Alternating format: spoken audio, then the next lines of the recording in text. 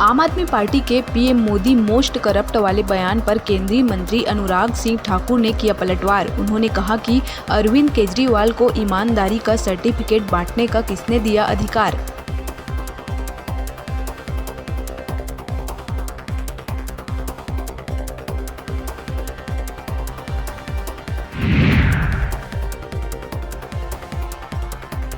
प्रदेश में कानफोड़ू डीजे पर अब लगेगी लगाम। रात 10 बजे के बाद बजाए डीजे तो होगी सीधे कार्रवाई। मुख्य सचिव अमिताभ जैन ने विभिन्न विभागों के प्रमुख सचिवों से लेकर प्रदेश के सभी कलेक्टर और एसपी की बैठक लेकर दिए निर्देश।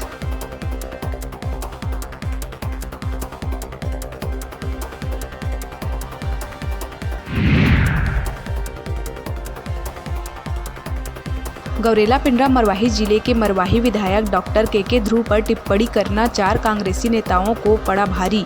मामले की शिकायत पर गुलाब राज, शुभम पेंद्रो, प्रमोद परस्ते, अजय राय को कारण बताओ नोटिस किया गया है जारी।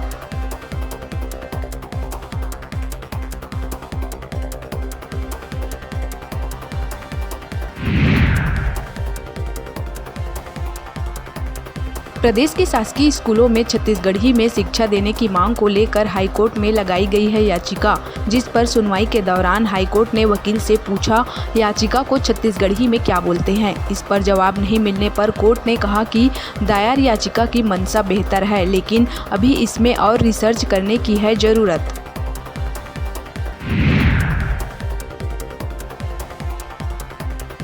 छत्तीसगढ़ लोक सेवा आयोग के सदस्य डॉक्टर प्रवीण वर्मा को बनाए गए सीजीपीएससी के नए चेयरमैन।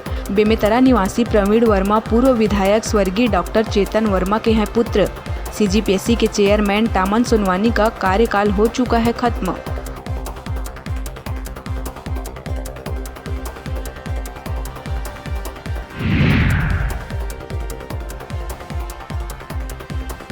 रेल लाइन के मरम्मत कार्य के चलते रेलवे ने फिर 35 ट्रेनों को किया रद्द। राजनांदगांव कलमना रेलखंड के बीच तीसरी रेलवे लाइन को आमगांव रेलवे स्टेशन से जोड़ने का किया जाएगा काम, जिसके चलते 7 से 15 अक्टूबर तक प्रभावित होगा रेल परिचालन।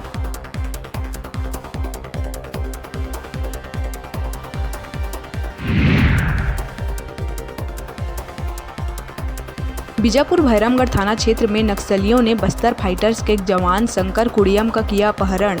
इरमनार निवासी जवान को गांव से उठाकर ले गए नक्सली। परिजनों ने की नक्सलियों से रिहाई की मांग।